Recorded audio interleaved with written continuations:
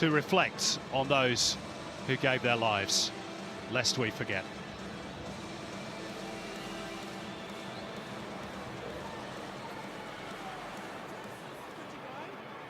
The spirit of Anzac is about mateship and family.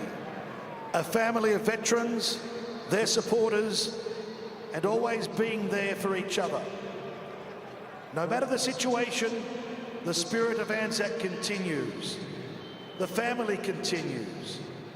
From those serving currently to returned veterans, their families, their friends, and those that support them, we're all part of the wider Anzac family. Our modern Anzacs and their families need our support, from physical and emotional support to rehabilitation and advocacy. Donate today at anzacfamily.com.au and be part of the Anzac family. We are gathered here to honour the memory of those gallant men and women who sacrificed their lives in service to their country. By your presence here, I know there is no doubt in your hearts and your minds that Anzac Day is especially significant. We would like everyone to be upstanding for our Anzac ceremony. We ask you all to acknowledge a moment's silence after the last post. We would like to invite National Serviceman, Honorary Secretary and Director of Rudy Hill Sub-Branch, Alf Davey, to say the ode, and ex-serviceman David Ottey to raise the Australian flag. Ladies and gentlemen, we come here to remember those who paid the supreme sacrifice. They shall grow not old, as we that are left grow old. Age shall not weary them, nor the years condemn. At the going down of the sun, and in the morning, we will remember them.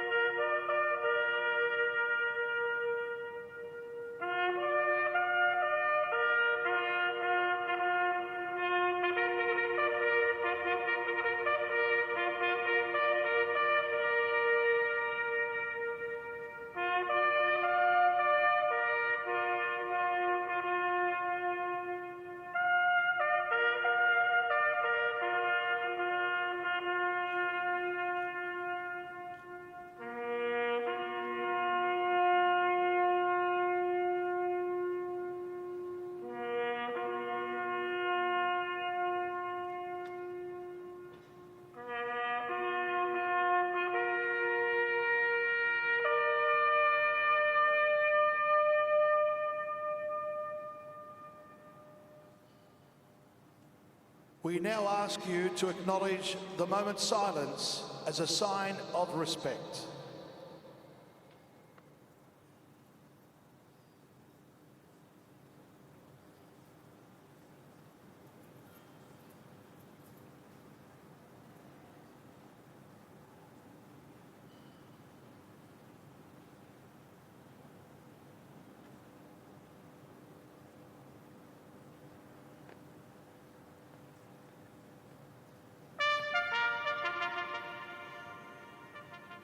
Lest we forget.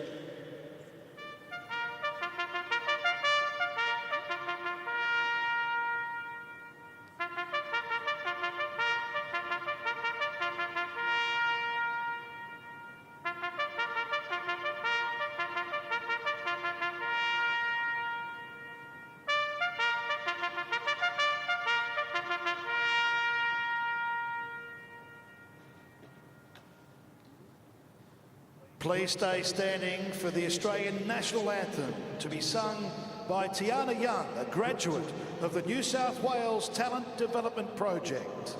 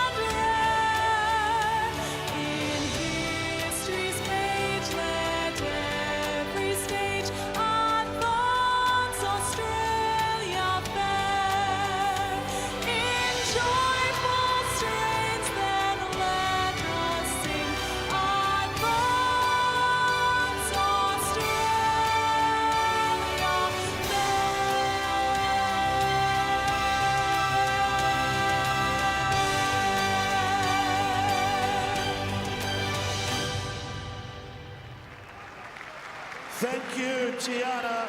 Thank you, everyone. The ceremony beautifully observed on a mild Sydney Saturday evening.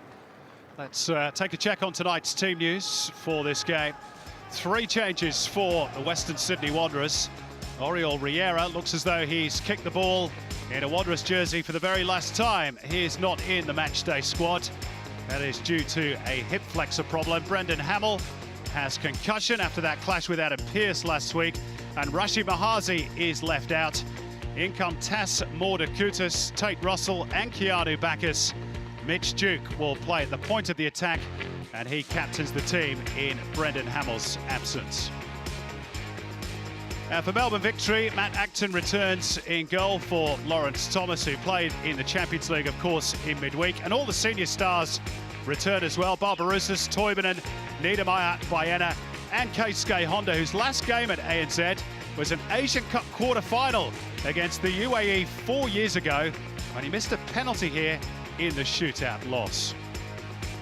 On the benches, Mark Tokic returns to the Wanderers replacement list, along with the retiring Mark Bridge, Kenny Athew and Elvis Kamsoba, 2 attacking options in reserve for the victory.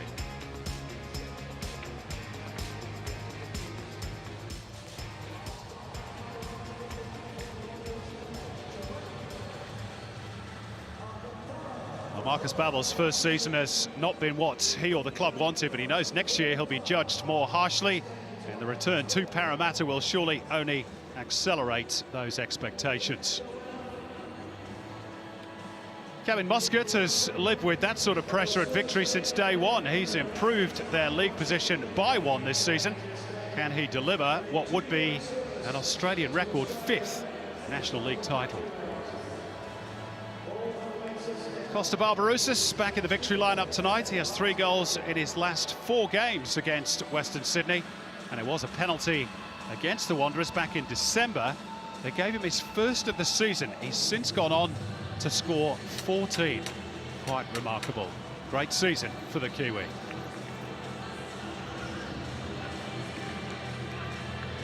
There's our referee tonight. It was Chris Beath, one of the most experienced refs in the A-League, with 173 matches under his belt ahead of tonight. And Chris Griffith-Jones had a big call to make in the City Mariners match yesterday evening, reducing City's penalty to a free kick correctly. He is back in the booth once again this evening. Alexander Baum-Johann about to play, we believe, his last game in the red and black. There is a rumour he's off to Western United next season. Good to see him fit to play after that tackle by Kai Rolls against the Mariners last week. And there is Cavalieri. As mentioned, he will play on into the finals, but he is about to call it quits. His retirement will leave Mark Milligan standing alone as the last of the Socceroos' golden generation.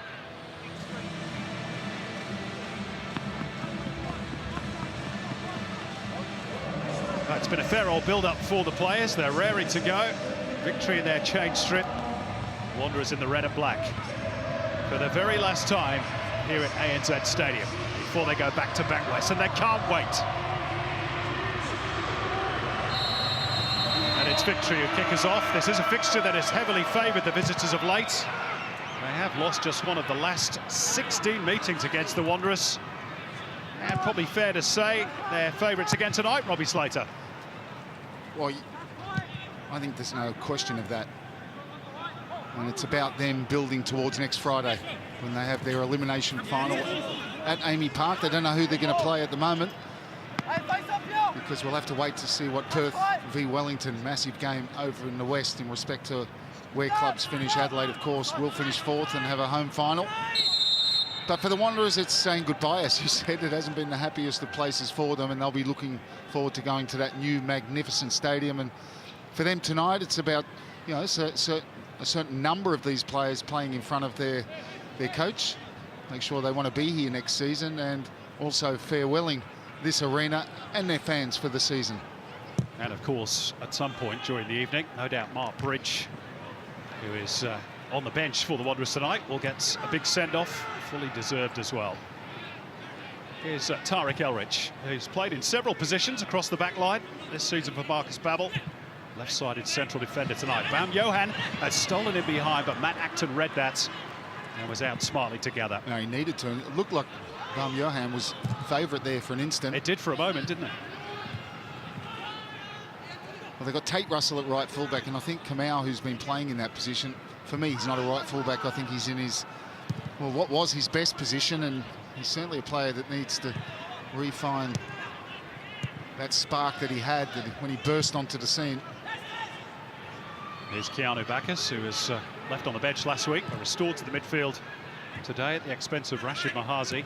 And Bruce Kamau playing, as you mentioned, further upfield after that stint at right fullback, which I'm sure he's a lot happier about. There's the man on the other flank, the Spaniard, Raul Llorente. Here's another one who might be saying farewell this evening, or adios.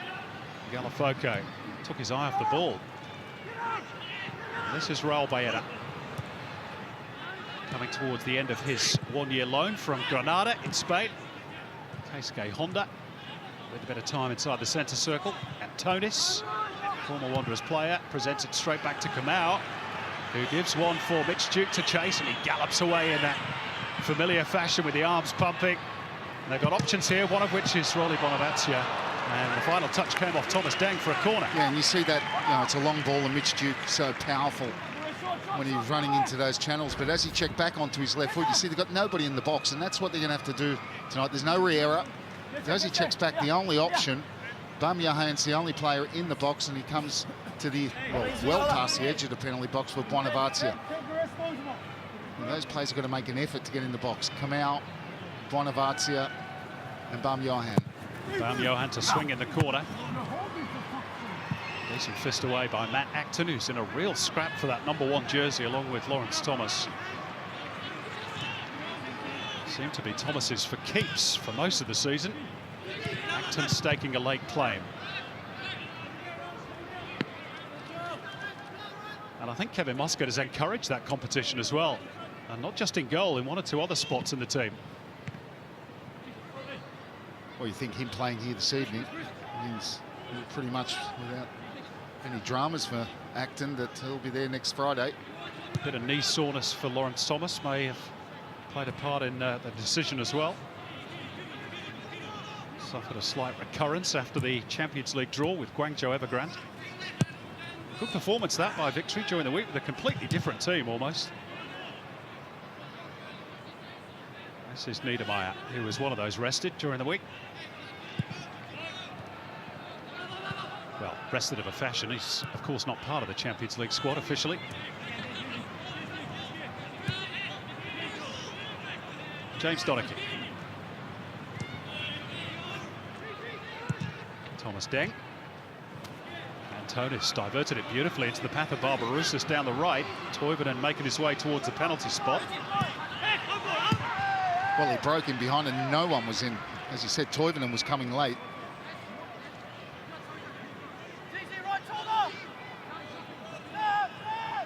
Had such a profitable campaign, though, hasn't he, Costa Barbarouses? Really revelled in that new role. There's Antonis' touch again, which once more was delightful. A couple of nice little flicks from the former Western Sydney Wanderer. Honda. Now Deng on the right, and Tate Russell has to deal with it. He's not done so particularly effectively. Tarek Elrich will help it away, and then Honda! Well, there are a fair few Japanese fans in the crowd who've come to see their hero, and they thought the net was going to bulge then. Yeah, it certainly had Greenwood worried, and it was a terrific first touch. Sets it up for the volley, because it comes back at him quite quickly. Just cushions it on the volley and flashes past the near post. At the end of the ground where he missed that penalty 4 years ago for Japan. Asian Cup quarter-final.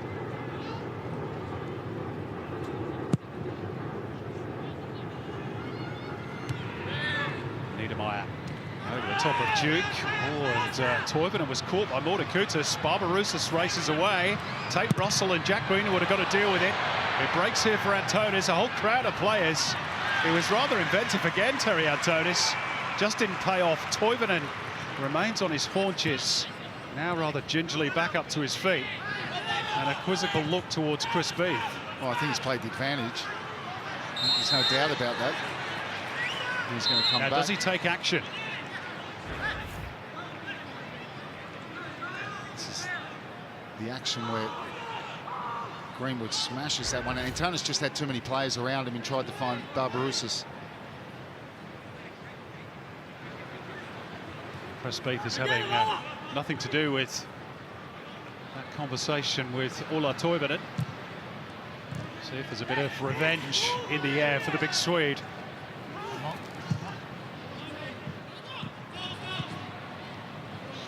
Helped down the line by Llorente. Donachie always the favourite. Bam Johan. Didn't really have his bearings right. Honda being dragged back by Llorente.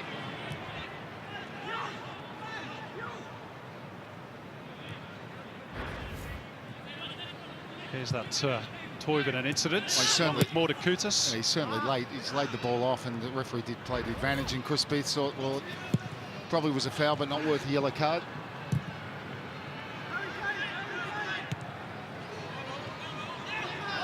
This is Tate Russell.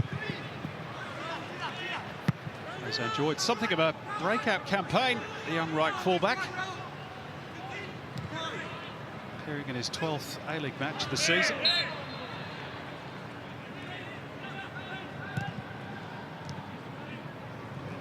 One of a clutch of promising youngsters. Reached the Y-League Grand Final. Several of those have been given their opportunity this season.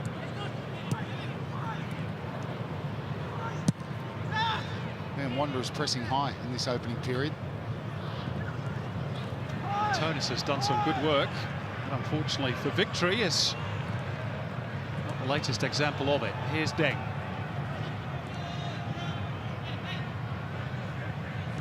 You have to go back to December 2015 for the last time the Wanderers defeated Melbourne Victory by 2-0 at home.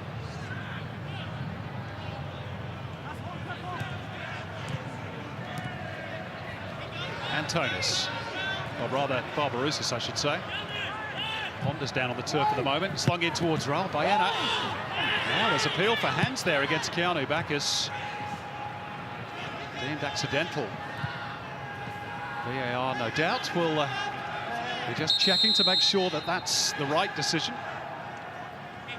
And there was a foul. And that's why Chris Beath is just saying, let's just hold on a second.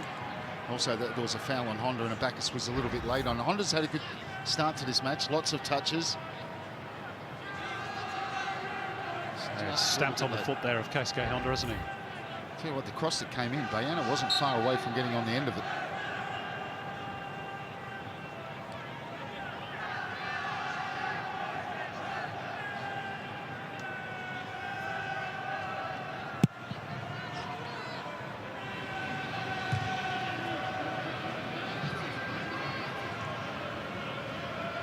Lee Broxham.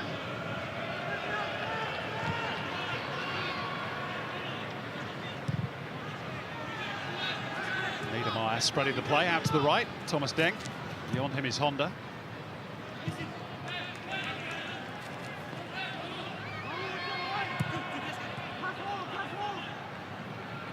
Victory, of course, beaten last time out by Adelaide by the only goal. They've lost their last 2 away games now in the A-League, and of course if they're going to go a long way in the finals, they're probably going to have to do their business largely on the road, possibly with a repeat Big Blue, and maybe a trip to Perth in the grand final, who knows. There's the last 10 meetings between these two, very heavily favouring the Navy Blue.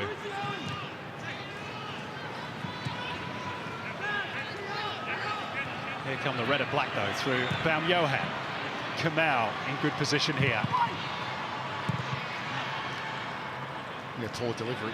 Good ball from Bam Johan. Didn't even have to check his run there, Kamau, and that's, you know, the kind of area he's got to produce better. It's a clever little touch, actually, by Bam Johan. Looking to steal Kamau in on the blind side. Cool play by Keanu Bacchus. Bam Johan. It's not quite as cute, but Kamau has kept it alive at least. It's really good scrapping by Bruce Kamau. Tenacious stuff by the Wanderers. And Bam Johan will earn a free kick. Well, they had no right, really, to get this sort of field position. All looked pretty comfortable for victory. They got themselves in a bit of a tangle. Yeah, they just failed to clear the ball really up the field, and Kamau got a touch in there. Then they got in each other's way, and then it's clearly a foul on Bam Johan. And we know he can deliver. The Wanderers have scored 14 goals from set pieces this season, including 5 from free kicks. That's the most of any team in the competition. Bam Johan towards that back post. Diana dealing with it. Back in by Llorente. Galafoco threw his body at it. Oh, Barbarossa's turned back into trouble. Galafoco again. Easy pickings for Matt Acton in the end.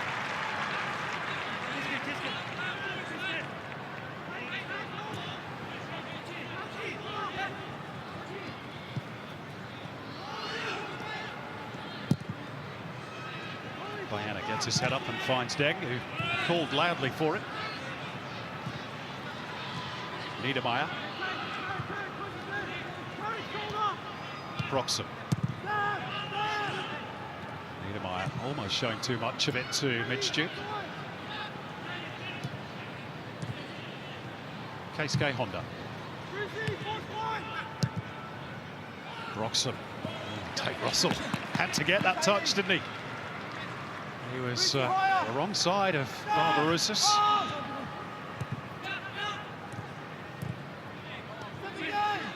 Broxham, Deng calling for it again and receives it. Fizzes along the grass here at ANZ Stadium. Honda got lucky there. Baena. That's clever. That's 90-odd caps for Japan in action there. Beautiful game awareness. Antonis. Valeri. Broxham. Toivonen. Baena, Toivonen. It's good football this by Victory. Keisuke Honda looking to create an angle. Antonis could have let that run through. Tate Russell not with too many options up ahead. Does he need one? Niedermeyer with the sliding challenge. And Acton having to go some to prevent the corner. And almost presented it back to the young fullback who'd made a lung-bursting 60, 70-metre run there.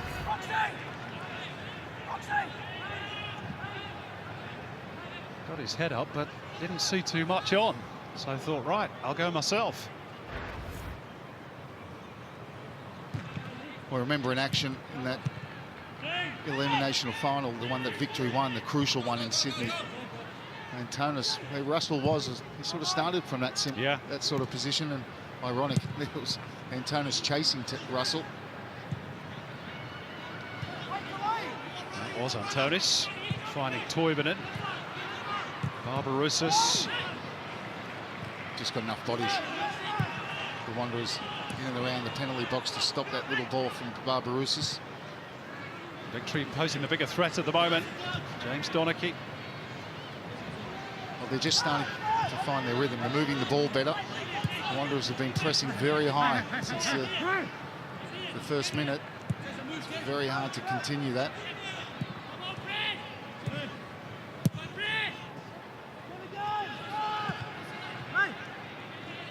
Honda.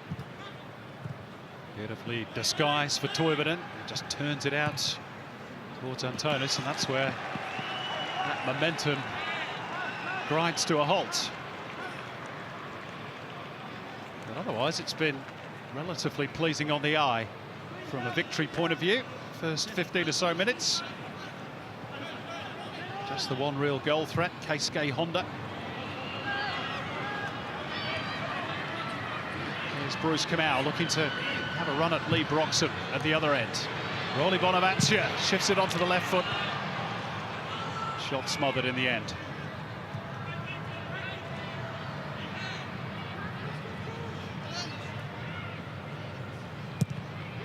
Deng. Antonis. Toivonen. Honda.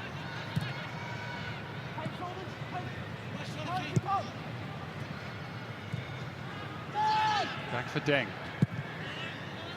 Square of him is Baena. Good, neat passing again by Victory. Broxham. Baena. Honda. Now looking to drive into the little gap that's created as the Wanderers retreat. Barbarouses turns out towards Deng. Honda, Victory patient, probing. That's not what was required though by Keisuke Honda. Well, I'm not sure it was that bad a pass. I think Baena should have got there. Just didn't anticipate, did he really? Yeah, and it was the last 5 or 6 minutes, a lot of slip passing in that, but it's all in that middle third, so they're not finding penetration at the moment.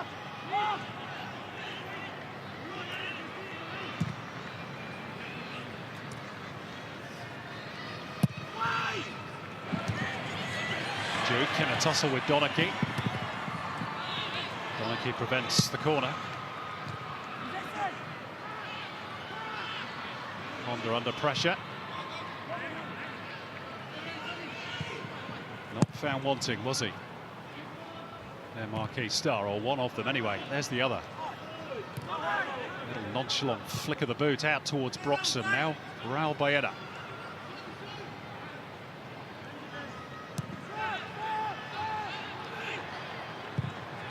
Niedermeyer. Honda again. Deng pushing forward but ignored. Honda being pursued by Bonavacia. Now they work it out to Thomas Deng on the right. Have they delayed too long again, Victory?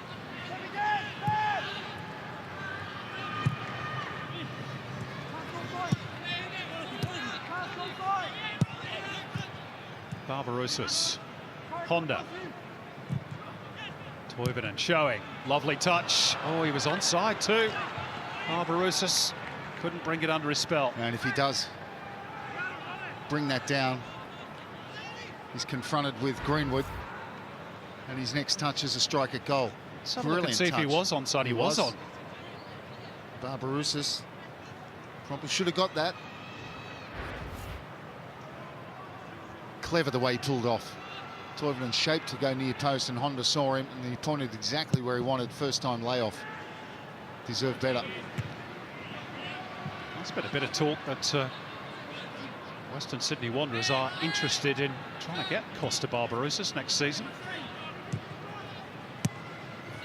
Don't know whether that's just speculation. There we go, last 5 minutes. All those passes completed by Melbourne Victory. As you say though, Robbie, largely in an area that's not going to worry the Wanderers too much. But it's been good to watch.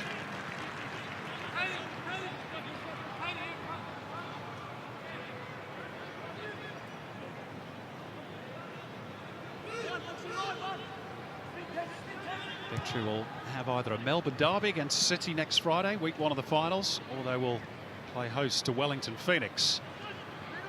That to be decided tomorrow. 2-goal win or more by Perth against the Knicks. And it'll be Mark Redan's team going to Melbourne on Friday night after that big win by City against the Mariners yesterday evening.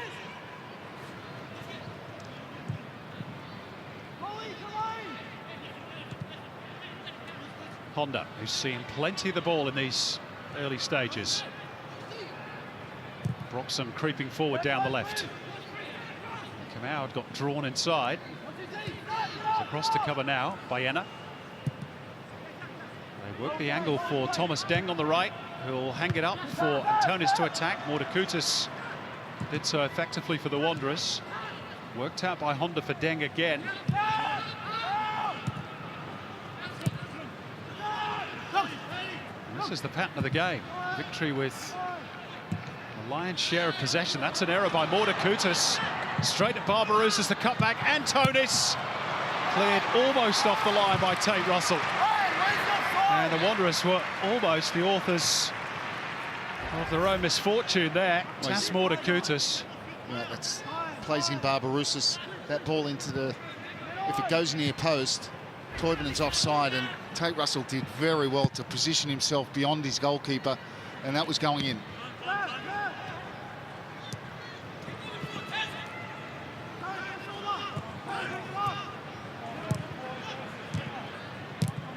Again, a good one-touch football by Kevin Muscat's team. Deng looking to hit Toivonen. Oh, that is a stunning goal. What a ball in, and a thunderbolt of a header by the big Swede. That's a bullet. Jack Greenwood had no chance. Sensational. Well, they should send this one around to all the kids playing the game and learning the game, that heading is a skill. This, you won't see a better header anywhere in the world. Toivonen makes that run, gets in front of the defender, and that is a thumping header. It's almost past Greenwood before he's even dived to his left-hand side. Absolutely technically perfect, the execution of that header from Ola Toivonen. Well, lucky 13 for the season for Ola Toivonen, and it's worth watching again. As you said, Robbie, technically perfect. What a goal.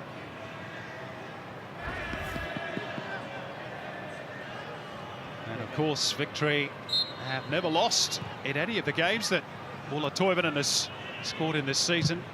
He's looking for a second here. Cheeky. Yeah, and it was a really good cross from Thomas Dang as well, but I mean, Toivonen makes the cross a killer cross with his run and the execution of his header. And it's just the timing, isn't it, that creates that power. No wonder he's played at World Cups for his native land. And it's a great cross because it's got a lot of pace on it, so therefore he doesn't have to really generate the pace. He just needs to perfect the technique of the header, which obviously we've seen he did. Thomas Dang just hit that area, and Toivonen obliged by attacking it. You can't say that on the balance of play, Victory haven't deserved that advantage. Kevin Muscat perhaps looking for a bit of a response in the A-League after that loss to Adelaide last week. So far, he's got one. Although, as mentioned, they were pretty good in the Champions League as well during the week. And we said they had a lot of passes, a lot of really good passing movements. First time, moving the ball quickly, and what that does is it fatigues the other team because they've got to chase it. That one cut out by Keanu Bacchus. Square of him is Galafoco, who again took his eye off the ball. Got a touch lucky. Mordakutis out for Russell.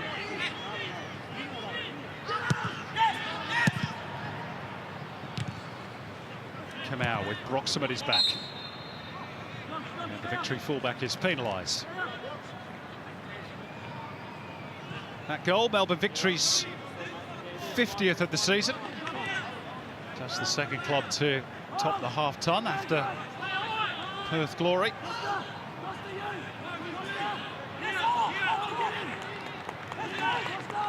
And if they win this game tonight, of course, they will get to 50 points for the campaign as well. Before that, Baum Johann's free kick. Came off Niedermeyer. Cleared by Toivonen.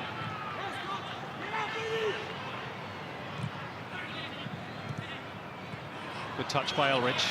Llorente. Little dink forwards. Galafoco stretching. Couldn't reach it.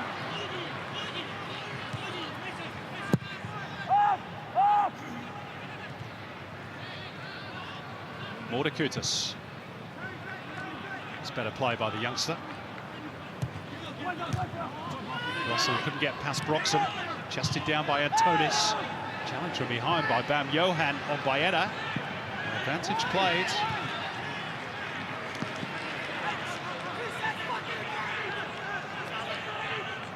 Kevin Muscat, you can probably hear, is absolutely furious that his team didn't get a free kick.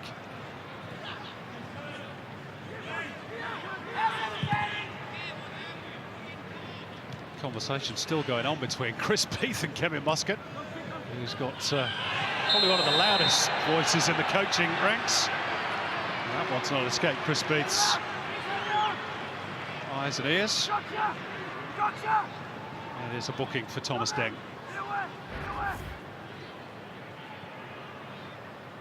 And that's why. Yeah. When he gets the ball, he's going for the ball, but it's dangerous.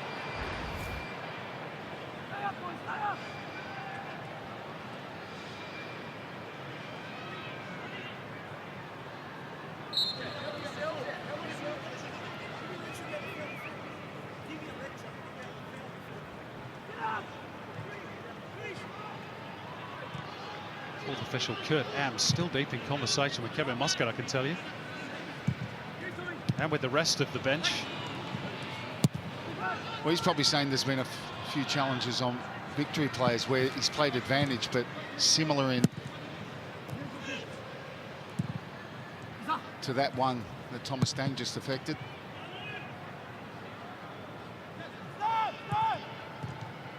Bayana.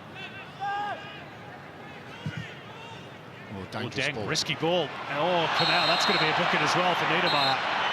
Make no mistake about that. Yeah, But he was sent a hospital ball, wasn't he? Yeah, from Thomas Deng. Dangerous ball across the field. Didn't he pick it up beautifully, Kamau? Brilliant first touch. And cynical. And does not look good.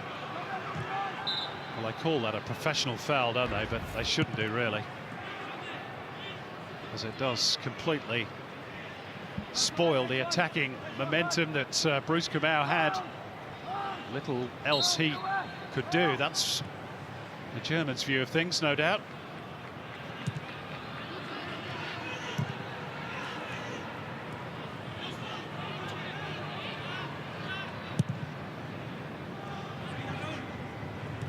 It's a good win in the air by Duke. Now here's Kamau. Timely intervention by Donachie. Well, again, a mistake from Thomas Deng and nearly plays in Kamau. Donachie with a clean intervention needed to.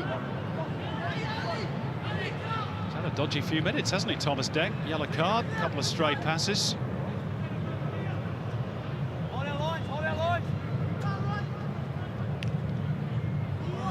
Let's go down to Daniel Garve, who's listening in on the Victory bench. Yeah, pretty easy to hear Kevin Muscat at the moment. He's not happy, and he's just actually told Storm Roux to go and warm up. He shouted out to Thomas Deng, "You've got 5 minutes. 5 minutes to turn your game around," and he sent Storm Roux, the backup right back, to warm up.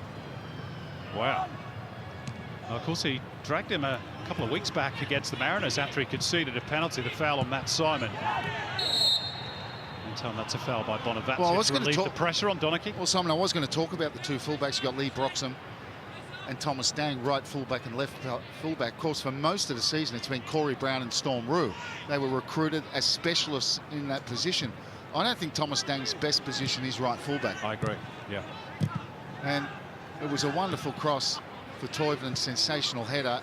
And he's had a couple of bad balls. There's no doubt he's been a bit sloppy with that yellow card, which was late. But it goes back to what we were saying earlier, Robbie, in this latter part of the season. Kevin Muscat has put a rocket up one or two of his players. We talked about Lawrence Thomas not having his spot guaranteed. Well, it's now with Thomas Deng, it's in his, it's a test of character in some respects, because he only needs to look over his shoulder behind the goal of Acton that Storm Roux is warming up. And it's a pretty intense warm-up as well. Yeah. Nobody knows that right full-back position, of course, better than Muskie. He played there for a large chunk of his career. Russell trying to bend it around Niedermeyer, but it was always going to be a bit too straight, the angle.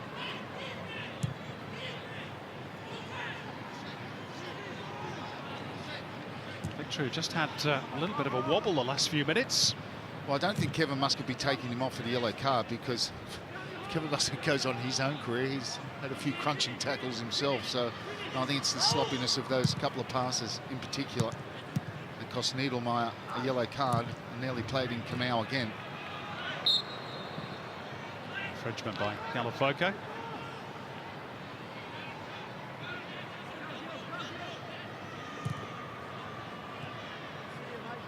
Niedermeyer. Broxham checked. Niedermeyer looked up and he saw Broxham's going towards that area, and as he put his head down to play the ball, Broxham checked backwards.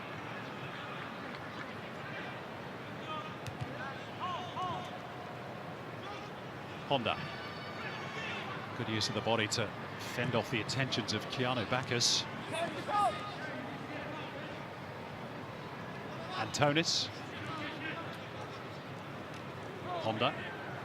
Again under heavy pressure. Chris Beath thought about blowing the whistle and then ultimately did. It's Marcus Babbel's turn to throw his arms into the air in frustration. Here's Barbarouses. Dispossessed by Kamau. Duke again with that all-action style, but even he has to give that one up.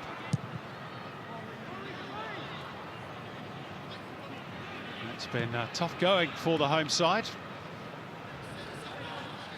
Well, they've certainly stopped Victory's rhythm in some respects since the goal. They haven't really managed to manufacture anything themselves really going forward into that front third. They're starting to win the ball back a little bit higher up the pitch. Galafoco finds the gap for Duke. Decent ball, only Bonavazzi to hit. Well, that's the problem in the absence of Oriol Riera, isn't it? Because Duke does like to peel out wide. Into the channels, exactly.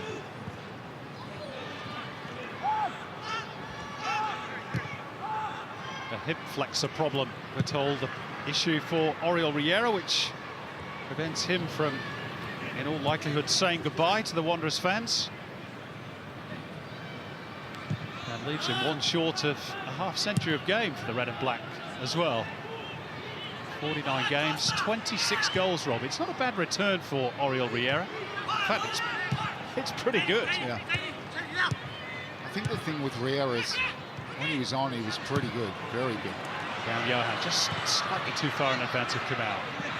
But at times this season, particularly the start of the season, you know, when he's off, he's really off. You have the impression at times, particularly I remember a period at the start of the season, games here, that, and I'm sure he was trying, but it didn't appear to be the case. He looked like a player at times that just wanted to leave. He always have that rather hangdog expression, didn't he, when things weren't going the Wanderers' way. He certainly contributed a lot of goals, that's for sure. Probably going to be a very different looking Wanderers next season. A lot of players off contract. Duke stretching. Couldn't reel it in. Neither could Antonis for Victory. Valeri's lost out. Down Johan. Here's a chance. Galafoco deflected. And it wouldn't sit for Kamau or for anybody else in a Wanderers jersey. Well, certainly Wanderers enjoying their best period now. As you said, Victory not able to retain possession at the moment. Niedermeyer and Donachie under more and more pressure. Bacchus finding Russell in space. Galafoco looking to hit Duke at the back post. He's done well to bring that one down, Mitch Duke. Now, of course, he's out wide again, and there's nobody to hit really in the middle, at least not aerially. So they work it back to Bonavazzi on the left. Llorente. Sooner or later, they've got to sling it into the box, you'd think, but they can't do so.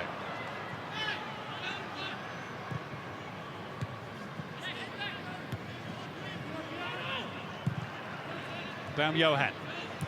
Kamau, it's a clever ball again, just ever so slightly overhit. Just overhit with the little no-look pass from Baum Johan. When he gets in between the lines and he's able to turn and look forward, and if he's got runners, he can find them.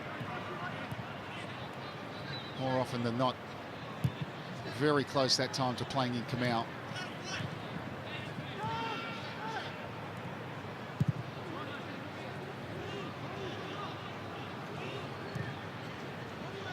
Storm Roux, I can tell you, has finished the most intense part of his warm-up and is slowly walking back towards the victory bench, so maybe Thomas Deng is going to survive. Here he is. Can't hit Honda though.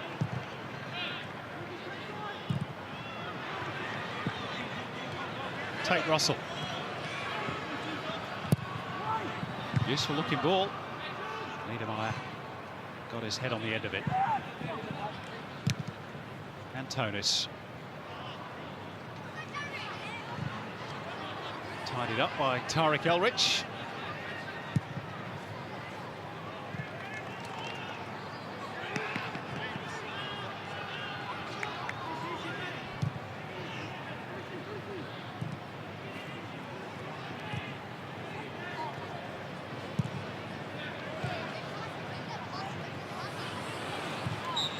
Backus losing out, but gets the benefit of Chris Beatt's whistle. Didn't see too much there. Victory had a good situation building there. Kevin Muscat turned away in disgust. Llorante's throw, nobody really alive to it for the Wanderers. Bonavazia reached it in the end. Here he is again, Rolly Bonavazia. Working well in tight spaces. Baum-Johann trying to nip it ahead of Acton. He was brave, the German. And he's picked up an injury on the way through, seemingly to the lower back. He just couldn't get there. It was a big collision. Beautiful one-touch play on the edge of the penalty area, and Baum-Johann very close to getting on the end of it. Well, he showed his courage there, Baum-Johann, because there wasn't a lot of room for manoeuvre. It's a lovely ball by Duke, and he had to fend off James Donachie, and then he just got collected by the legs, or the knee potentially, of Matt Acton on his follow through the goalkeeper. No blame can be attached to Matt Acton. No, it's both brave. Goalkeeper down at the feet, and he just slides in there. Oh. Great little touch here, one touch, and then he's on his way. Doesn't admire his pass. Little 1-2 with Mitch Duke, and just fell awkwardly into the knees. Well, he's had to readjust the body, hasn't he, to try and deflect the ball underneath Matt Acton, who flew out bravely for his part. Just accidental contact, really. But there's the man of the moment, Ulla Toivonen. He's got the goal that matters, and what a beauty it was as well, Robbie. Look at the way they moved the ball, but watch Toivonen. Now watch, he just stays central, he stays home, he's pretending he's not really interested, and then he darts in front of Mortikudis, bang with the header. That's a striker's run, and that's the kind of header you won't see in the curriculum. It's a bit of an art that's been lost to Australian football in the last decade or longer now. And that kind of header can win games. There's the Golden Boot race as well. Toivonen, of course, is not going to win that particular trophy, but he's had a good season. Injury affected as well.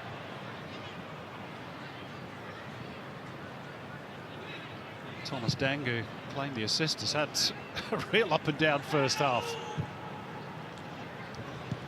Assist, yellow card, couple of stray passes, and a bit of a spray from the coach.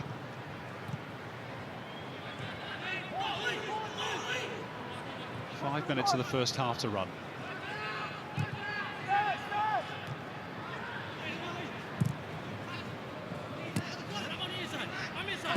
Honda can't trick his way past Llorente, and then was a tad frustrated. Exacted a bit of revenge on the Spaniard. And you can see Honda on the ball there for the first time in 10 minutes or so, really, and he was omnipresent in the first 25 minutes.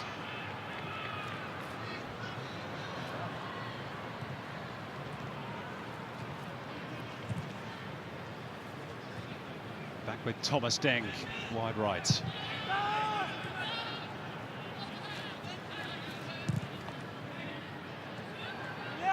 Niedermeyer. Victory do win tonight. It'll be their 8th away win this season. That will equal the club's seasonal best, set back in season 06-07. And of course they went on to win the first of their 4 A-League championships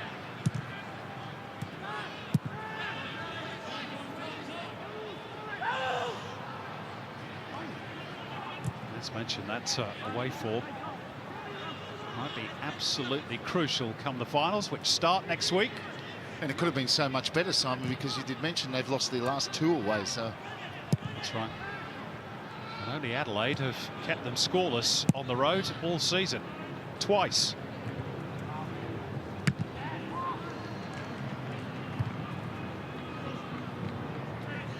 Too high for Broxham. Russell likes the run of Bam Johan. Larry with him in towards Duke. It's a brave header. Good one too by James Donachie. An away race victory. It's Terry Antonis. Has Honda right, Toivonen left. Honda leaves it. Looking for the return, but it just wouldn't sit from Barbarouses. Pass from Barbarouses. I'm sure he's in 2 minds whether to go himself. I don't think he was really on to play Honda in. I think he should have just drove towards that near post there.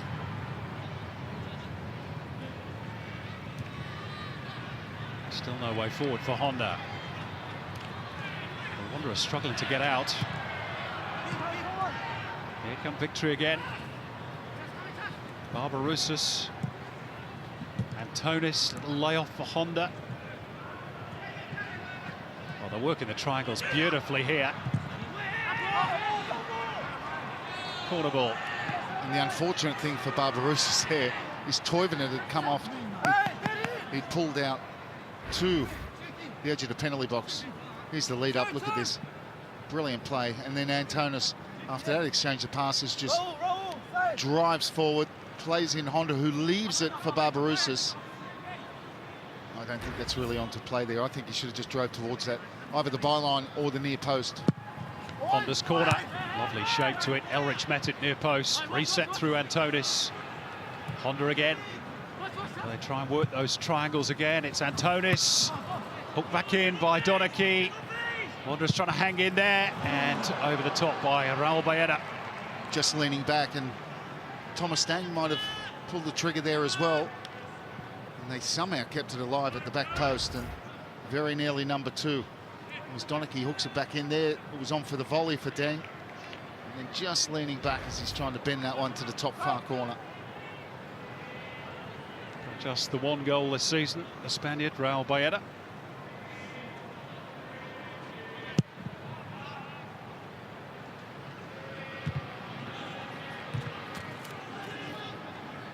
Victory just starting to reassert themselves as we tick into the last minute of the first half, which by and large they've been the better team in. Yeah, after that period, they've had, you know, the last 5 minutes has been theirs, victory. Reasserted control. And of course, as soon as you say that, the player passes it straight out. Must have a friend there sitting on the other side. It's just the curse, Robbie. Russell.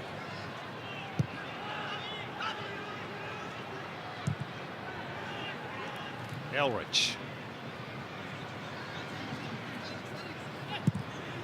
Bam Johan. It's a good touch again. It's just slightly overhit or spilled in the first instance by Matt Acton. But he recovered both his ground and the ball. I tell you, his decision-making's been excellent, though, Acton. OK, that one threatens to put... Well, it did pop out, but didn't pop out far enough for Kamau to be able to take advantage of it.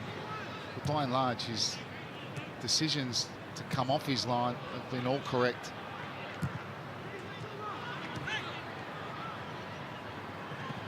Enjoying his first team opportunity, Matt Acton, after best part of 5 years as an understudy, one club or another. He sat on the bench in 3 grand finals. Never actually taken to the pitch in those big showpiece occasions. Valeri ducking underneath the ball.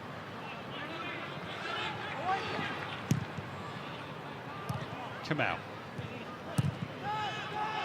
Punted forward by Galafoco. Now, I'm told has been offered an extended deal by the Wanderers, but he's chosen to decline that. May end up in Asia, I'm led to believe.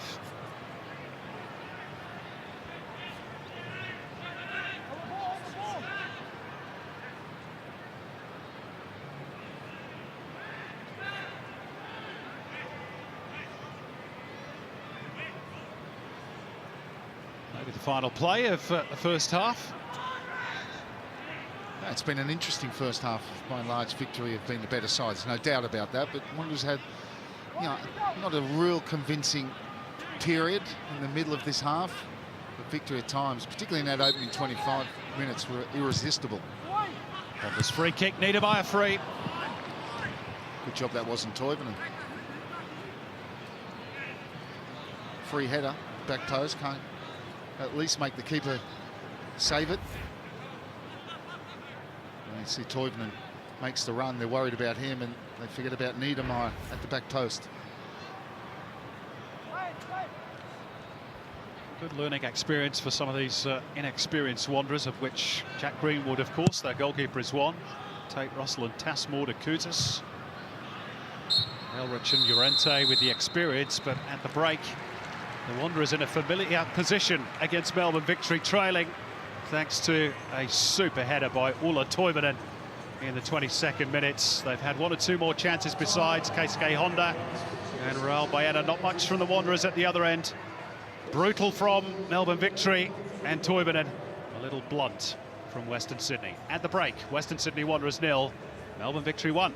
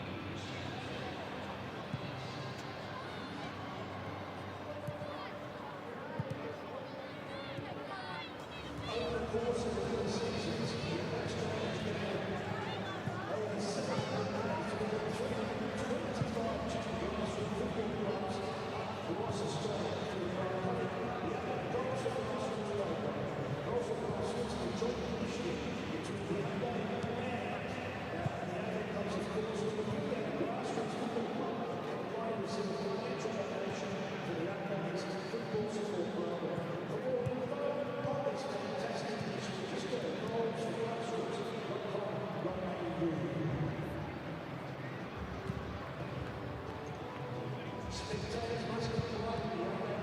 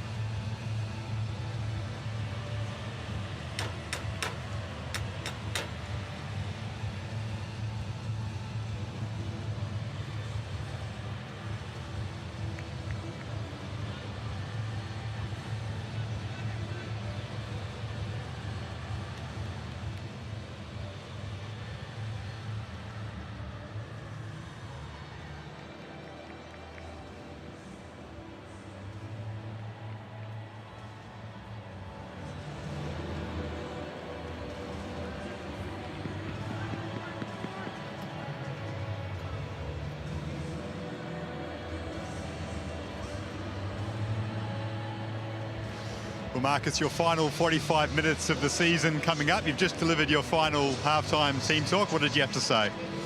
Yeah, we want to get a result, and we did a couple of things.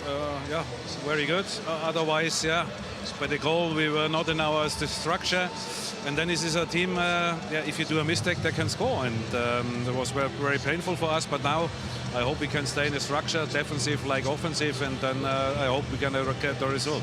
When can we expect to see Mark Bridge? Yeah, 10-15 minutes will be go, and then normally he comes on. Thanks, Marcus. Thank you. Yeah, the words of Marcus Babbel, the Wanderers coach, as the home side get us back underway at the outset of the second half. And Robbie Slater, I'm sure one of the things that Marcus Babbel wants to see is a bit more attacking threat. Now, there's been an incident on the far side right from kickoff. Mitch Duke has been collected seemingly by Raul Baena, who has immediately been booked by Chris Beath. I have to confess, my eyes were on the ball, Robbie. I don't know whether you saw that. No. Eyes won the ball as well, but it takes something to take Mitch Duke down. Straight from the kick-off. He's just trying to block the run, isn't he? And Not sure why, because the ball went the other way. interesting one. Yeah, he has blocked him off, and Chris Beath didn't miss it, or at least maybe one of his assistants didn't. Drew his attention to it. So within a matter of seconds of the restart, Raul Baena becomes the third victory player to go into the notebook. Interesting start. And a Wanderers free kick, which Baum Johan delivers. And Niedermeyer didn't reach, and it drops for Kamau. And Acton had to make the save off the head of Bonavacia. And Victory scramble it away for now. Well, he should have scored, quite simply. Galafoco, back post is Duke, and Bonavacia on the volley. Well, the angle was horribly narrow for Rolly Bonavacia, but Wanderers might have scored here. Oh, this is the big chance. And it comes off a Victory defender into the path of Kamau, and he should have converted. Edge of the 6-yard box, middle of the goal, should have scored. The only place he's not going to score is by hitting the keeper. That's exactly what he did. What an eventful start to the second period, Robbie. It all comes from Baena. Just not sure why. And the ball went the other way anyway. Why he's trying to block the run in that area. And so very nearly cost his side a goal.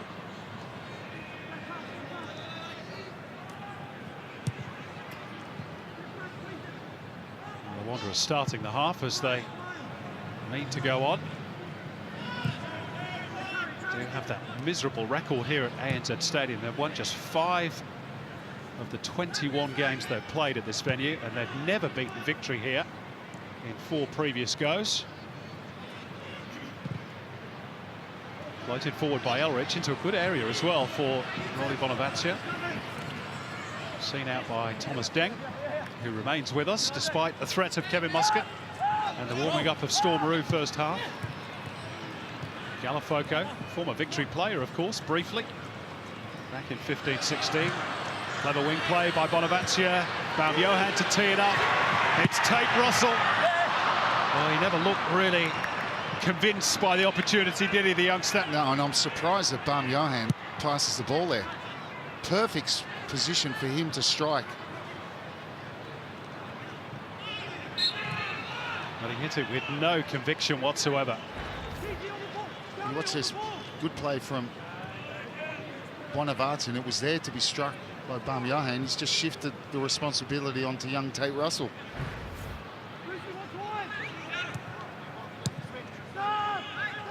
Good response by the Wanderers, the outset of the second half. Let's see if they can keep that going. Galafoco moving the ball a bit quicker. Russell looking to advance forward down the right. Just slightly overcooked for Mitch Duke. Had a few of those situations first half where they just ever so slightly overhit the passes. That one's a good weight though for Kamau. Straight into the gloves of Acton. A really good start from the Wanderers in the second half. Right on the front foot. Tate Russell has really been the outlet all evening for the Wanderers. It's only Baena who goes out there. And he always gets out there late. heavy early possession in the second half for Western Sydney. Territorial advantage, but not as yet an equaliser. Llorente, touch back by Duke, Baum Johan, and again the outlet is Russell on the right, with space and time. And he's put it into an area really where there was nobody stationed in a red and black jersey, and Donachie's probably grateful for that because he made a bit of a hash of the attempted clearance under no pressure whatsoever. Maybe just inexperience from Tate Russell, still learning his trade. Here he is again. Offers it to the more experienced Bruce Kamau. Back they come through Tasmore to Kutas. Crossfield is Llorente. Takes it ahead of Honda. Now Duke, top of the penalty area. Oh, lovely ball by Duke. And Baum Johan has spooned it horribly over the top. What a chance for Western Sydney. And really good lead-up play, and just the finishing touch at the moment. That's all that's missing. Great ball in there from Bacchus. Back heel's clever. And he's trying to side foot that and gets it horribly wrong. From the player with probably the best technique in the squad. That's a start that Marcus Bubble wanted. No question about that. Well, certainly, particularly on the right-hand side, the diamond for the victories is causing them problems because Bayan is coming, he's tucked right in on the left. Honda sort of plays half-half on the right-hand side, but Bayana, when he does tuck in, the outlet, when Wanderers are in possession, is always Tate Russell. Donachie for victory. Deng. Tonis, Honda. A little bit strong for Bayana. He's trying to cushion that header into the path of Broxham, I think. Russell again. Bacchus. Baum Johan with two players around him. Can't wriggle clear, but does get a throw in. Just a bit more urgency about the Wanderers. Dare I say it, a touch more conviction. Here's Llorente.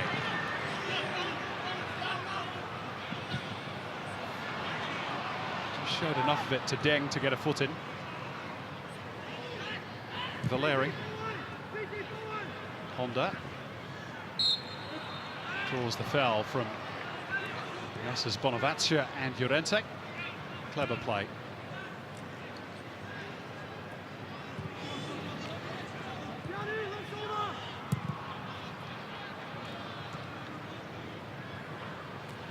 James Donachie.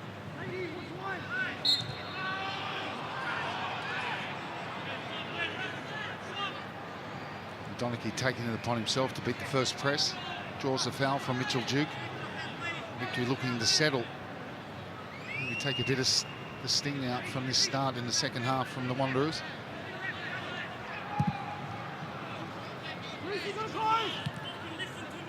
There's Broxham. Bayana.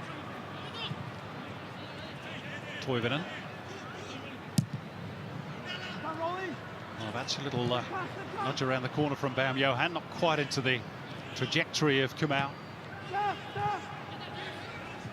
Niedermeyer giving Broxham a bit of a chase. Oh, it's a lovely touch by Baum Johan, sending Kamau clear, and he's trying to hit Mitch Duke. It's just beyond the former Central Coast Mariner. Still alive for the Wanderers.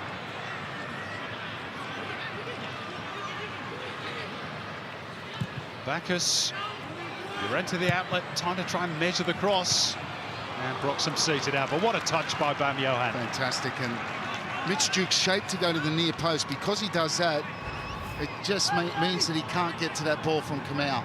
And it was a wonderful cross from Kamau. You can't ask any more from the winger here. He slides this in front of the keeper, and you don't see it there, but he's shaped to go near post, and Mitchell Duke meant that he couldn't redirect and get on the end of that cross. Baum Johan corner helped on by Bonavacia. Sorted out by Costa Barbarouses.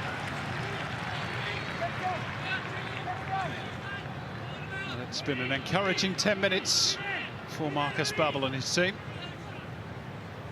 without any real reward as yet. The beard growing ever bushy as we head towards winter.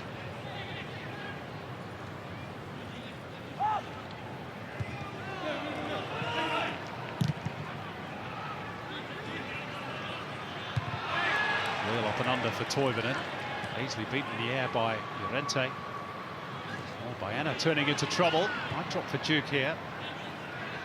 Valeri ensured it wouldn't. Broxham. Gets it back off Valeri. Niedermeyer. Rather an aimless ball upfield by the German. And instead it's Kamau racing away down the left. It's not a bad cutback. Bonavacia blasted it straight into Niedermeyer. Baum-Johann to tee it up again. Duke. Wanderers pressing. Baum-Johann's gone down on the edge of the penalty area. Wants sanction from the referee. Not going to get it. And the cross again only finds Matt Acton, who drops gratefully on the ball. Oh, another really good attack, and Kamau with the initial pass. Yes. He blocked off unfairly by Valeri. Looked at minimal contact really, but Baum-Johann thought differently. Victory just cannot get into the rhythm that they were in the first half. The shot count now 9-6 in the Wanderers' favour.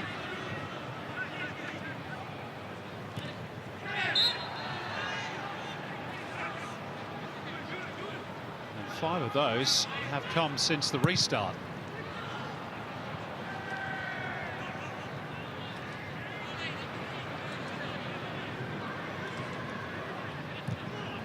Well over 70% of the ball at the outset of this second period. Well, Marcus Babbel will know they should be level with the chances they've had. Particularly the one to Kamau, the other one Baum-Johann. And here's the contact. So he's looking for a 1-2 with Mitchell Duke. No, it's not much in there, is it? Obstruction. Not enough for Chris Beat to get involved.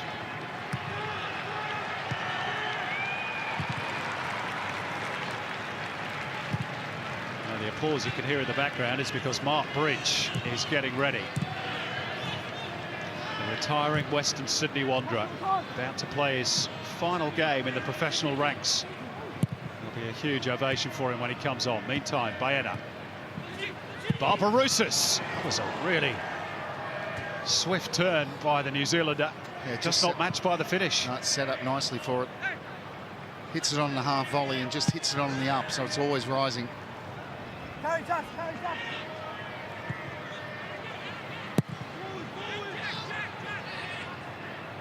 And the first glimpse they've had of it, the victory in this second half so far, dominated by Western Sydney.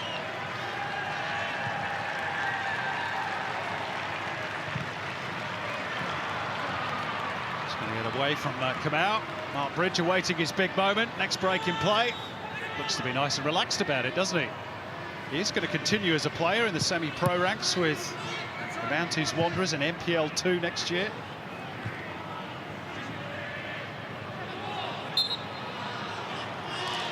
Handball given against Barbarouses, and that will bring everybody around the stadium to their feet. Tate Russell to be withdrawn. And it is the 251st and final A-League game of Mark Bridges' stellar domestic career. 63 goals. He scored the Wanderers' first ever in the A-League, you might remember, away to Brisbane Roar, their first home goal, their first hat-trick. He's one of only 5 A-League players to hit 60-plus goals. 2 in the grand finals. Gets the captain's armband. What a career he's had. And on top of all that, a Premiership and, of course, Champions League winner here with the Wanderers. Well done, sir.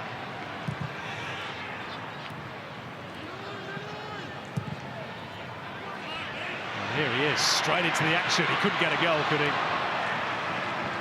gets a corner. Yeah, fantastic moment for him. He's been around such a long time. You think all the way back to that Newcastle Mariners grand final. 1-0, only goal, Mark Bridge. And scored for Sydney, of course, in 2010 as well. Yep. What was it called back then? Oh, Etihad. Won that one on penalties, of course. Get up! Marking! Often forgotten, a couple of Socceroo caps as well.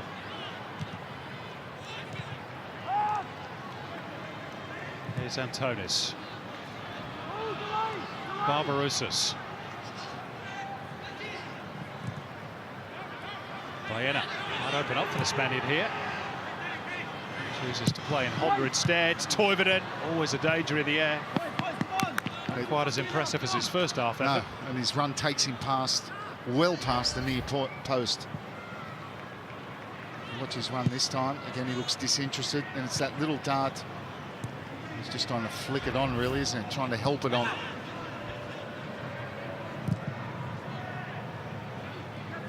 Lovely ball by Elrich. Kamau didn't have to break stride. Here's Duke. Kamau will get goal side of Baena. Actually, sheer weight of numbers told for victory. Baena even gets the throw. Well, Baena's had to cover some ground. Incredible, really.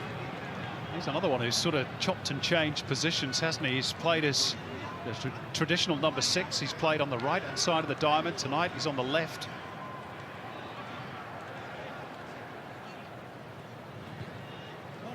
Done his job without fuss, by and large. Elvis Kamsoba being ready by Kevin Muscat as victory's first change. Short in stature, but big in talent and potential. A Burundi-born forward. And Cavalieri is going to take his leave. The last time he'll play a regular season game in the Hyundai A-League. We'll see him once or twice more at least in the finals. Nice little moment between him and Bridge, the two retirees.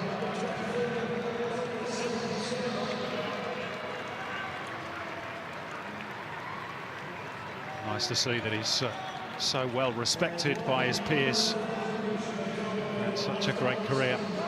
And still a bit to go.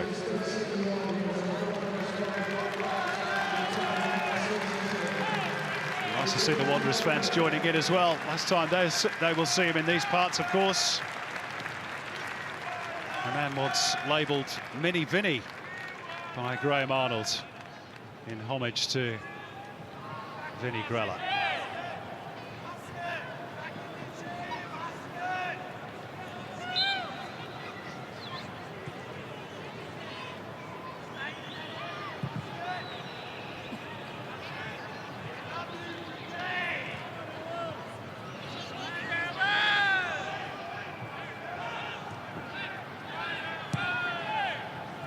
Bonavazia.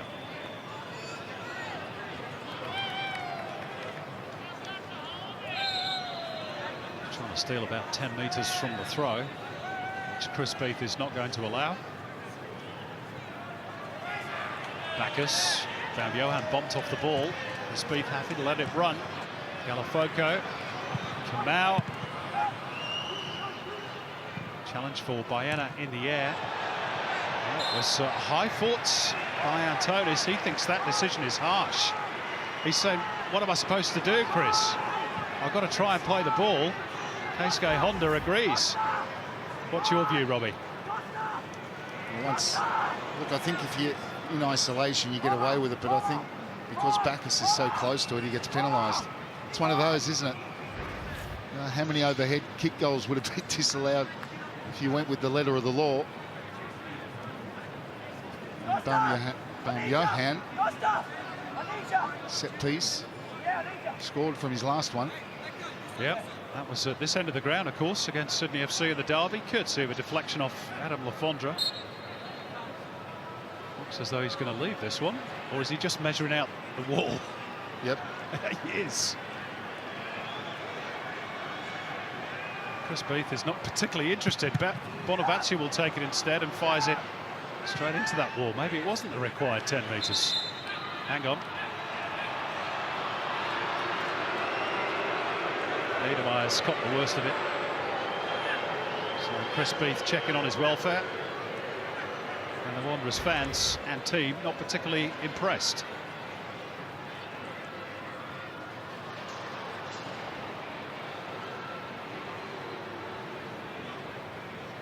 He's had some problems this year with concussion, George Niedermayer.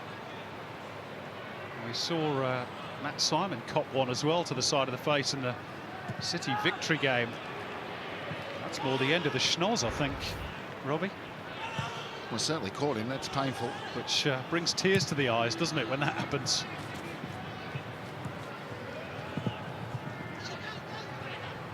Duke. That's a magnificent ball by Mitch Duke. And Llorente's isn't bad either. Bonavazia on the turn. Can he find the angle? Has to go back out for Llorente. Roxham gets decent distance on the clearing header. But it's been largely the Wanderers in this second half. Tarek Elrich to try and drive forward. Llorente again. Honda puts it behind for a corner.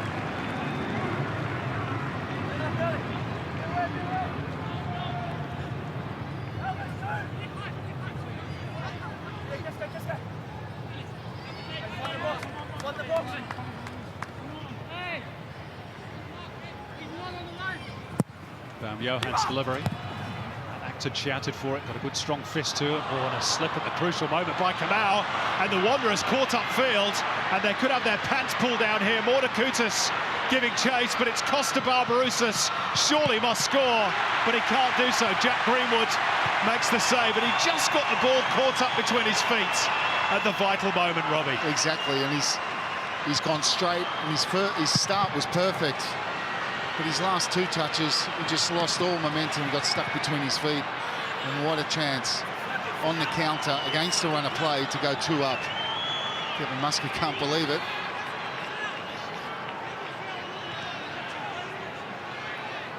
Maybe trying to tee up Elvis Kamsoba, and he's just lost his bearings a little. So the Wanderers, lucky escape as they chase the game. Jack Greenwood left totally exposed here, and it's at this moment that Barbarouses just loses his way a bit and gives Greenwood a chance. No, he's looking at the keeper, he's looking at the keeper. Yeah, I don't think he's looking at playing Kamsoba at all, is he? Definitely not. He probably, you know, when you go that far, he's probably had too much time to think.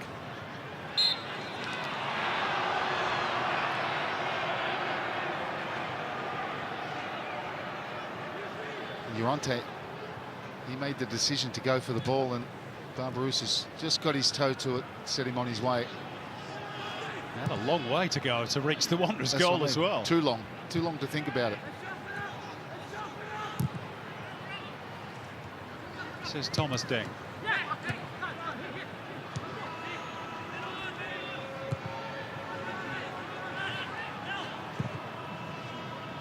Been a particularly convincing second half so far by Victory, but really had the chance to kill the game off there. Llorente. Bonavazia. Antonis upended by Galafoco.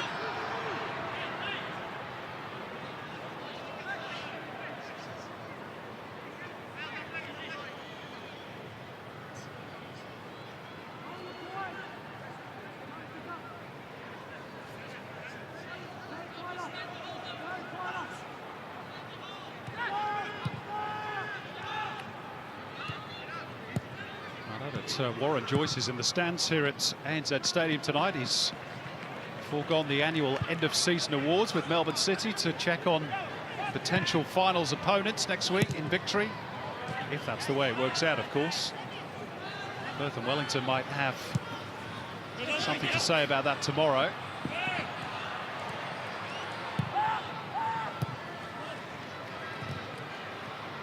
looking on the evidence he's seen tonight, he might be thinking, well, you know, we've got a chance if we play victory. Or not, Robbie? Well, look, I think Derby always, what's the old cliche, we all use it. Form goes out the window. The victory, different proposition in Melbourne, of course. But certainly on this second half, he might be looking at a few ways and, you know, to trouble that diamond that they play.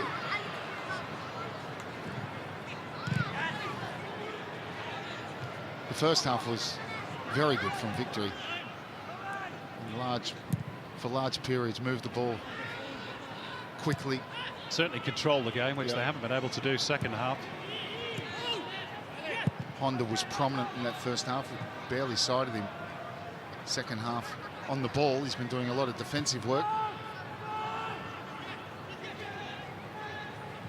See if they can find some rhythm here. Elvis Kamsoba gets the motors running, drifts past two defenders and tries to thread it through for Barbarouses. Steered partly away by Mordakutis. Now Toivonen. Back by Honda for Deng. And Tonis.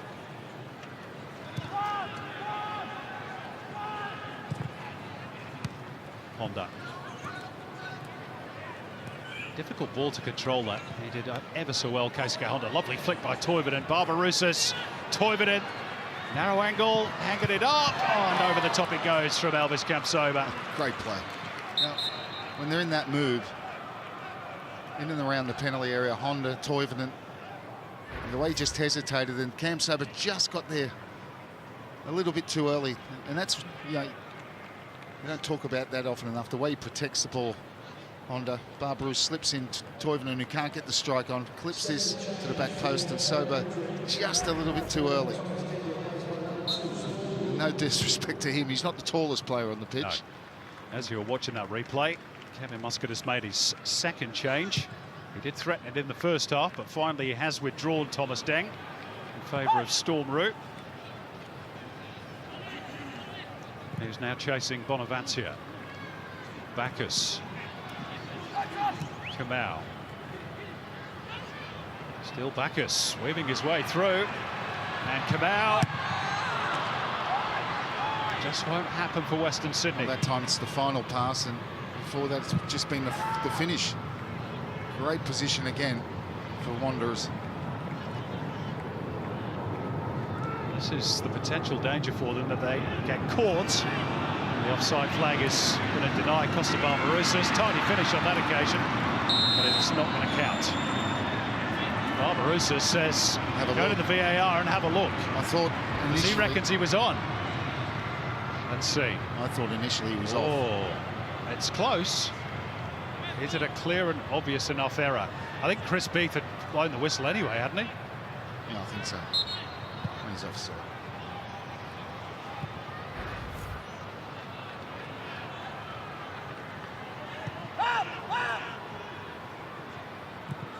He found the finish that time. He did.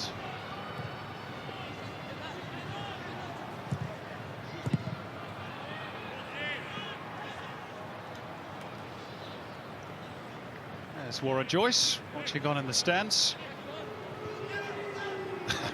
Getting a few boos from the Victory fans that are here.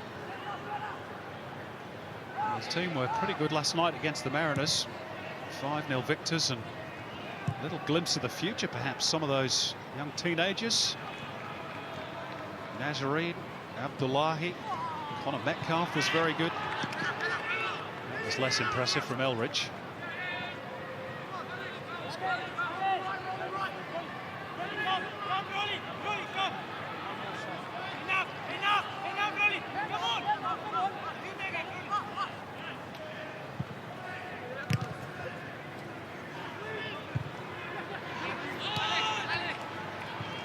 Bonavancia. Beautiful touch again from Bamiyan. He's been excellent in the second half. He just cushioned that and laid it off to Bonavancia. Nicely spreading the play as well for Kamau. Back through Mordakutis. He's going to join in with the attack. Galafoco. Bonavancia. Poor cross from Rolly Bonavancia. Tonis. Now, does he have the legs to get away from Tarek Elrich? Not quite. Good recovery by the Wanderer.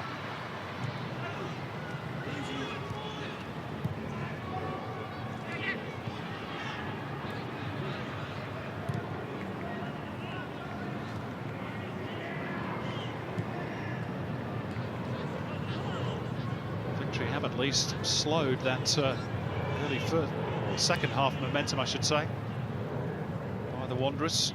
And at times tonight, Robbie, I'm sure you'll agree, they have looked a little bit blunt in attack without Oriol Riera.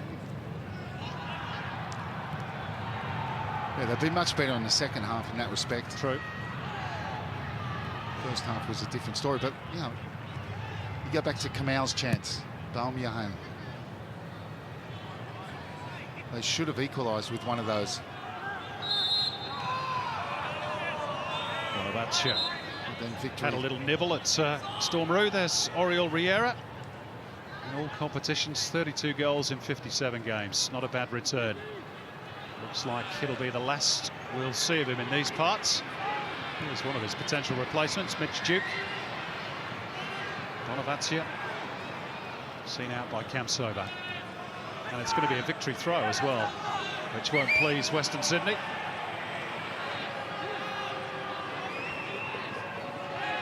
Toiled hard tonight, Mitch Duke, without much reward.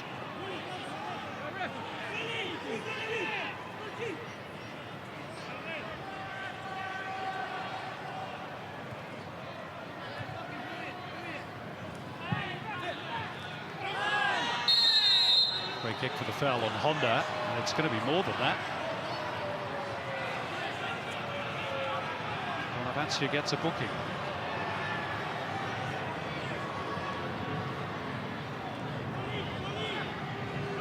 The most auspicious way to end his season, perhaps, which has produced 7 goals and 7 assists.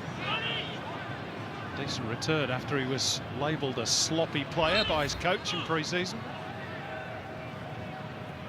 That's Bonaventure, not Honda.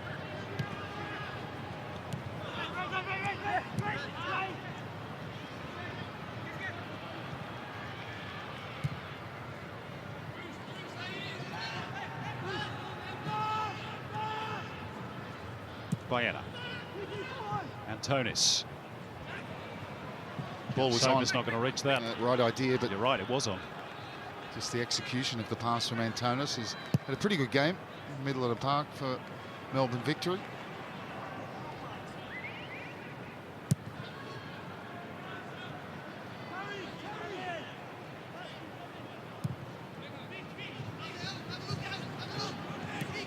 Mordakutis.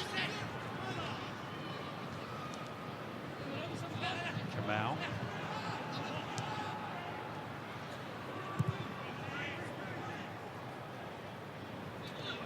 Elrich. Llorente. Assessing his options. Baumjohann.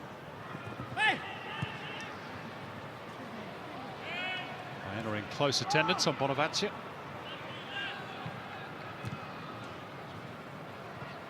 Having a stretch to retrieve it and keep it away from the Dutchman's clutches.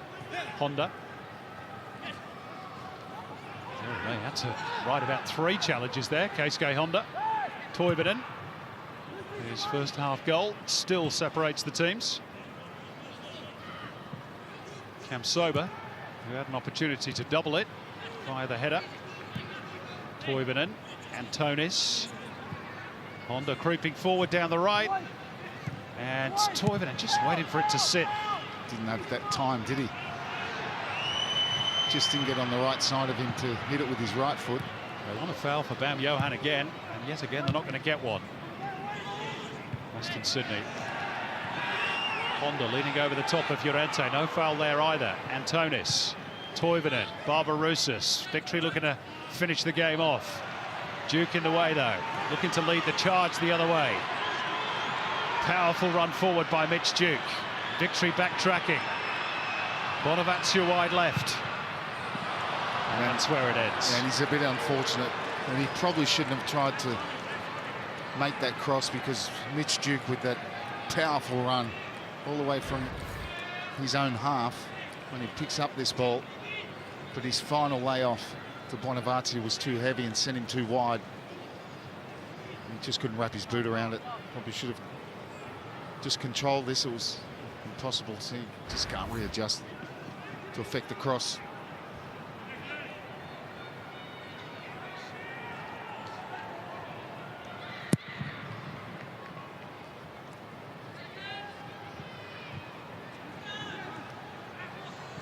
Honda well stationed to rob Keanu Bacchus, who's chasing back now, and illegally so. And this might just be within range, you know, for either Honda or Toivonen.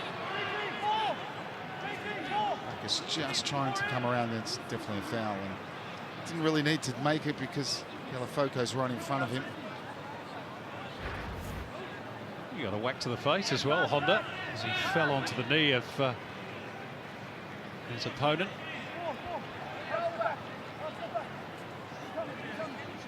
Toivonen's delighted us with some of his free kicks this season. Honda's been less conspicuous in that regard, but make no mistake, he's got the quality to hit the back of the net from this sort of distance. So young Jack Greenwood maybe about to face a stern test. Which one will it be? It is going to be Keisuke Honda, and it cannons off the wall and spoons up nicely for the young goalkeeper. Crisis averted for the Wanderers. No foul by Kamsoba. Wanderers again thought there should have been. It did look like one, to be fair. There was no advantage. Antonis, the boos will grow even louder if Victory go on and get a second goal here. Doesn't look like they will. Marcus Babbel's going to make a double change presently. Abraham Marjok and Mark Tokic standing by. Lovely feet by Galafoco, and then just dallied too long.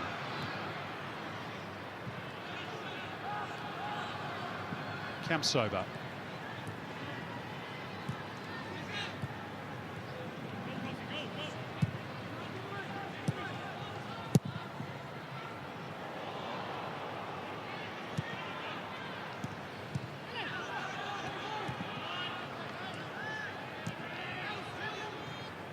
Victory stringing the passes together, albeit in their own half of the pitch.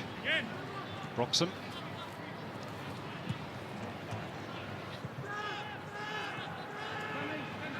Niedermeyer. And Toivonen. Broxham opts to go long.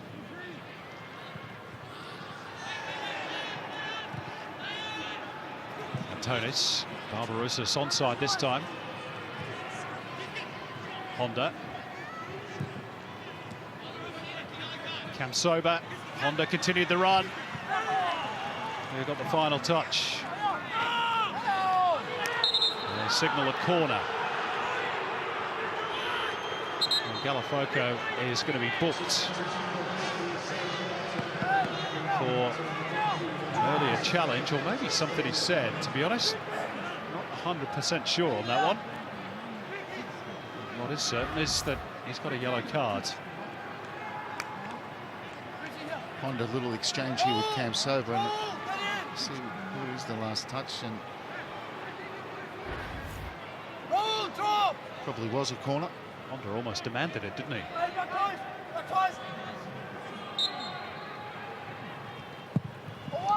Barbarouses with the delivery over the head of Roux. And it goes. Here's that double change for Western Sydney. Rolly Bonavazia to be withdrawn. We're going to see the introduction of Abraham Marjok and Mark Tokic.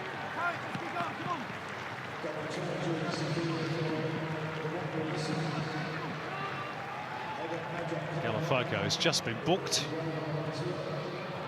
Here's the other man to take his leave. So probably the last time we'll see him in the Wanderers kit as well.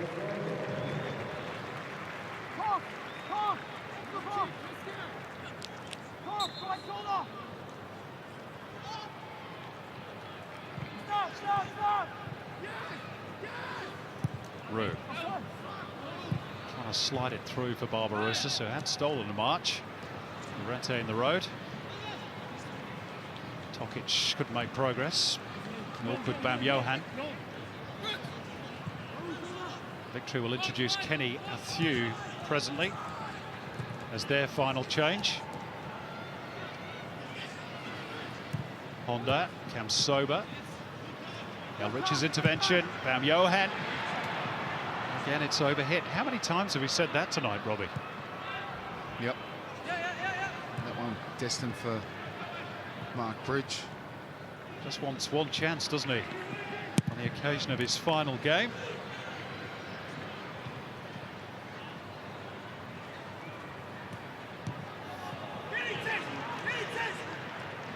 Just game's become a little bit disjointed last 5 minutes with all the changes in particular. Probably having an effect. Majok's coming out to the left-hand side. Bridges central. Mitch Duke in the right, inside right channel. Llorente, nice tail to the ball, and it could have gone anywhere, that, off Lee Broxson. Yeah, an own goal. And that was a good ball in from Llorente. No one really attacking it, though. You see where it bounces, and shouldn't have the Wanderers player there attacking that. Mitch Duke had stayed in a wider position. See out there to the right, you're not going to get in on the end of anything out there. Now, the last of the changes tonight, we'll see Costa Barbarossa, who really should have wrapped this up for victory. He had that wonderful opportunity he had when racing clear in the 66th minute. Unable to add to his 14-goal haul this season. And Kenny Athew will get the last few minutes. And his first task is going to be to help try and defend this corner from Alexander Bam Johan. Whole clutch of players at the near post. Came off Storm Roux. Acton's come together and does so safely. And he's in no particular hurry to get up.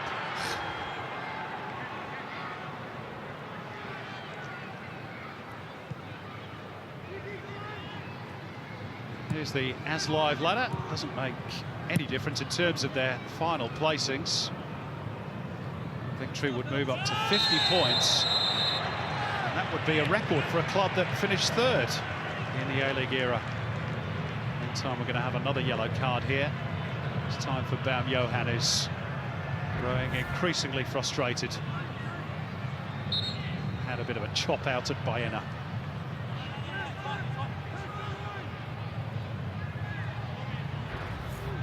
Not too subtle, was it? Kevin Muscat can have a smile about it with Kurt Ams, the fourth official. There's more of a snarl in the first half between the two.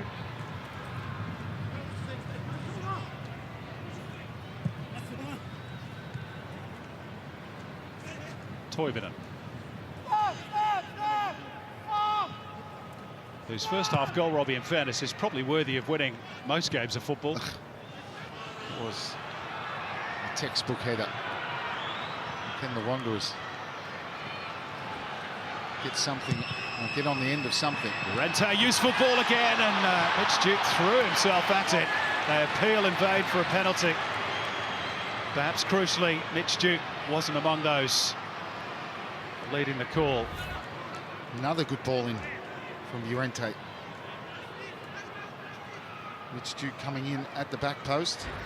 And really you want Mitch Duke to attack the ball and try and get on the inside of the defender. He's on the outside. It's always going to be difficult from there.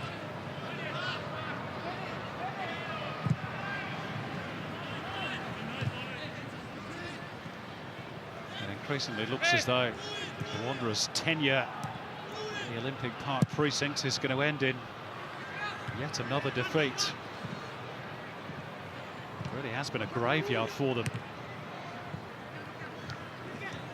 They've got that shiny new stadium waiting for them, Bankwest, Parramatta. That is going to be a sight and sound to behold, with the standing area as well. Hopefully the RBB are back in force next season. Here's Duke. Is there a late equaliser for the home team? Tokic couldn't dig it out. Baena has done sterling work in that regard today for victory.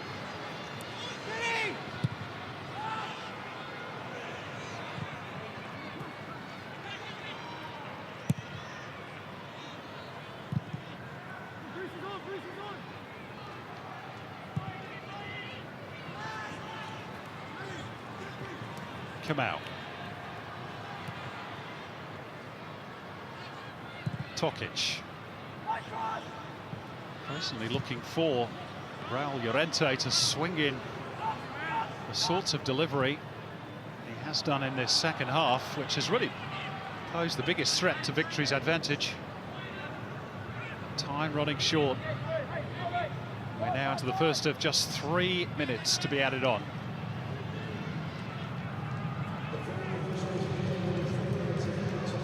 One game more of the regular season to come. Perth against Wellington Phoenix over in the west tomorrow. And then finals football will be with us next week.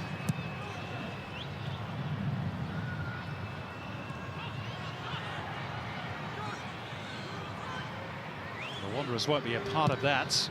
Can they finish with a flourish here? Elrich, Llorente. Jock wanted it played short. Llorente again has time to pick out a teammate if he can. And he finds Acton. And hasn't he been good?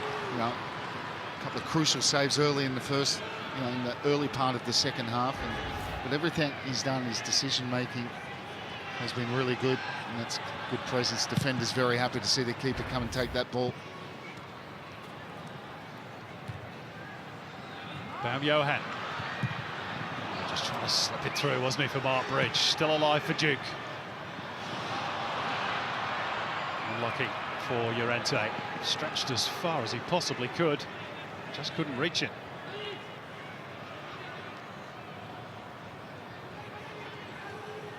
Will next season be different for the Wanderers? And how far, Robbie, can Victory go in the finals? They look to have a pretty tough road if they have the derby in week one. Well, we know they did it last season. There's no doubt doubting the quality of the squad, but people know they're not in their greatest form, but they didn't go into the finals in their greatest form last season. They know how to play finals football. Aiming for their fourth grand final in 5 years. Melbourne Victory.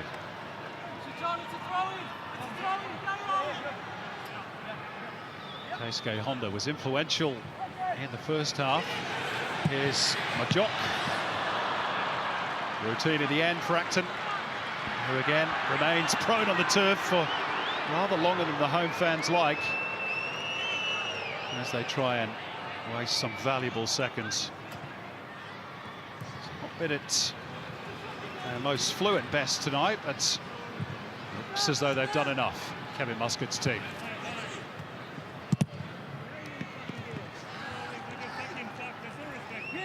Listen, man, you get it. What do you want? Get the fucking ball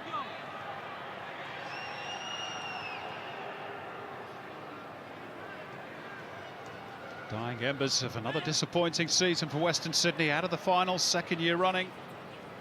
Mark Bridges' professional career almost over. Marcus Babbel's first season, in short, a real disappointment.